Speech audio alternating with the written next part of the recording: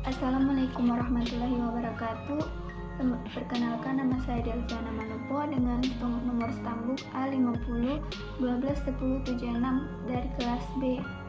Baik, di sini saya akan memaparkan materi tentang fungsi-fungsi bimbingan dan konseling.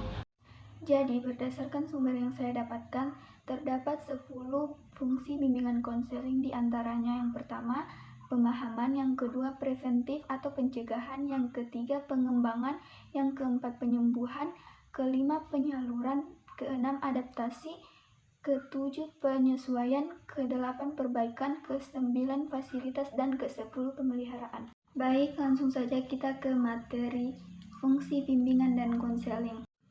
Yang pertama, fungsi pemahaman. Di antaranya membantu peserta didik memiliki pemahaman terhadap dirinya sendiri dan lingkungan. Contohnya, bakat apa yang dia miliki, potensi apa yang dia miliki, dan juga membantu dia memahami lingkungan sekitarnya. Berdasarkan fungsi pemahaman ini, peserta didik diharapkan mampu untuk mengembangkan diri secara optimal dan menyesuaikan diri, beradaptasi secara dinamis dan konstruktif. Yang kedua, fungsi preventif atau pencegahan, yaitu fungsi yang berkaitan dengan upaya konselor untuk senantiasa mengantisipasi berbagai masalah yang mungkin terjadi dan berupaya untuk mencegahnya. Konselor memberikan bimbingan kepada konseli tentang cara menghindarkan diri dari perbuatan atau kegiatan yang membahayakan dirinya. Yang ketiga, fungsi pengembangan, yaitu fungsi bimbingan dan konseling yang sifatnya lebih proaktif dari fungsi-fungsi lainnya. Konselor senantiasa berupaya untuk menciptakan lingkungan belajar yang kondusif yang memfasilitasi perkembangan konseli. Konseli dan personel sekolah madrasah lainnya secara sinergi sebagai teamwork, berkolaborasi atau bekerja sama merencanakan dan melaksanakan program bimbingan secara sistematis dan berkesinambungan dalam upaya membantu konseli untuk mencapai tugas-tugas perkembangannya. Teknik bimbingan yang dapat digunakan di sini adalah pelayanan informasi, tutorial, diskusi kelompok atau curah pendapat,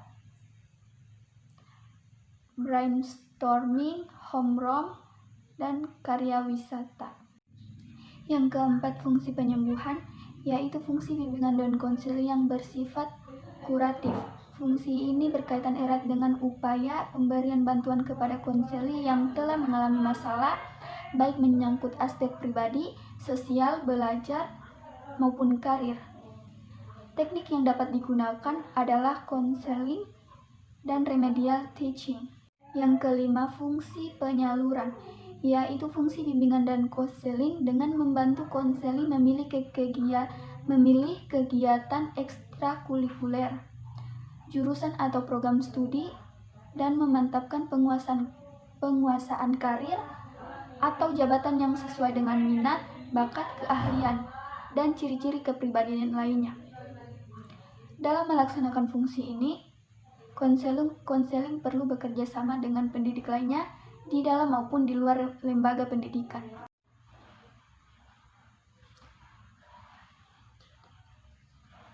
Yang keenam, fungsi adaptasi, yaitu fungsi membantu para pelaksana pendidikan, kepala sekolah atau madrasah, dan staf konselor dan guru untuk menyesuaikan program pendidikan terhadap latar belakang pendidikan, minat atau kemampuan dan kebutuhan konseli.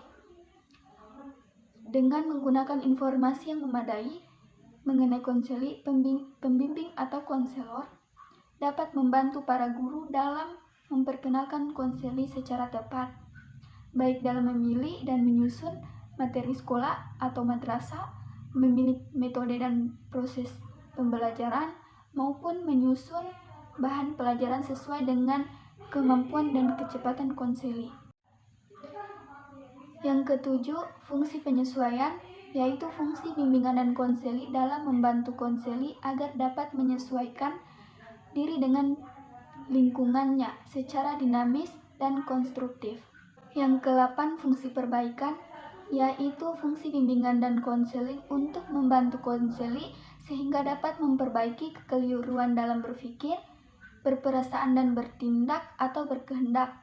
Konselor